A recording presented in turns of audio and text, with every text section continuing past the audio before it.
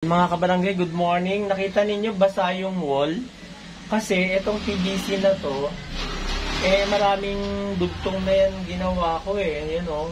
Napaka-defective. Palagi na lang merong tulo, may butas. Kaya mapapansin nyo, nilalagyan ko ng coupling para madugtong ulit yung mga butas. Ang nangyayari, palaging ganon. Kaya bili ako ng ganito, yung coupling.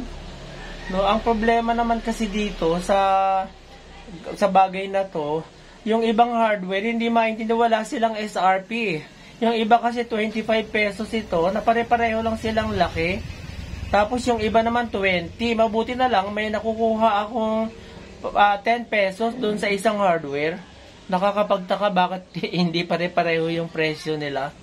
Kaya yan, puputulin ko na naman siya. Pagkatapos papalitan ko na naman ng coupling para hindi masayang yung pipes, tsaka hindi masayang yung tubig.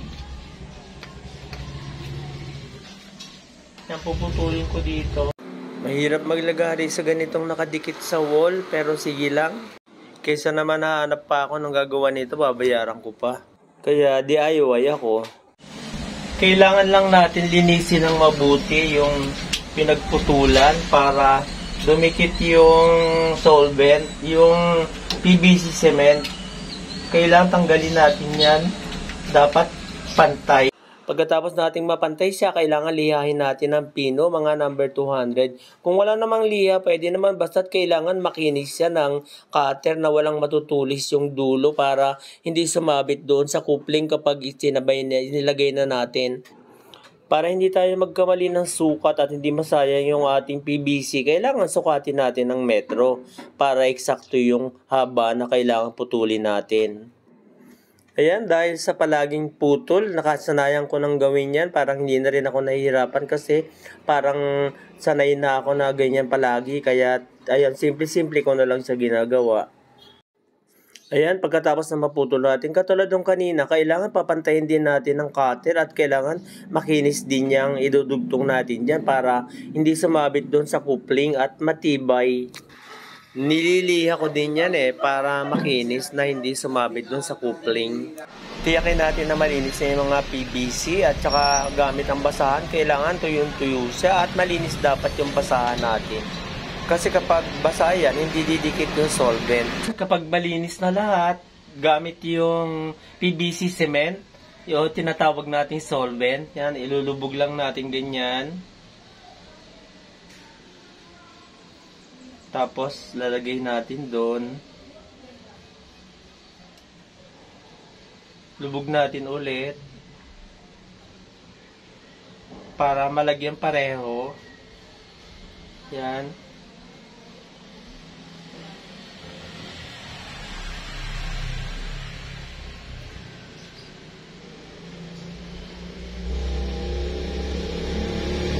Yun. Maya-maya, tuyo na yan.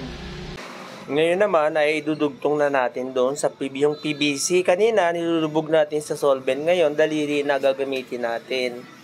Kailangan natin ipasok ng mabuti yung pipe doon sa coupling para siguradong madikit siya. At sinigurado rin natin na nalagyan natin pareho ng solvent yung bawat dulo ng PVC at saka ng coupling.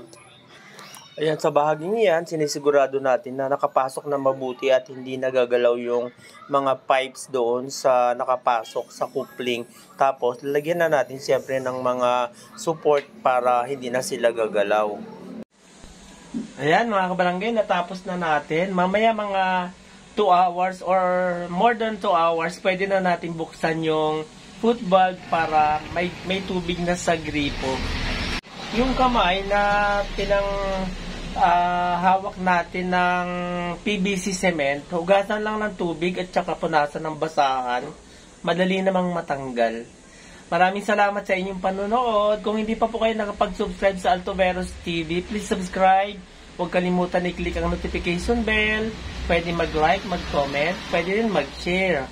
Pakipanood na rin po yung aking mga na-upload na video na may homemade wine. Tungkol yun sa noni fruit na ginagawa kong wine na ginagamit ko na panlunas sa iba't ibang mga karamdaman. Ganon din yung isa ko pang video na gout remedy is in your plant box. Tungkol naman yun sa pagkain ng pansitan na nagpapababa ng uric acid. Thank you so much. God bless everyone.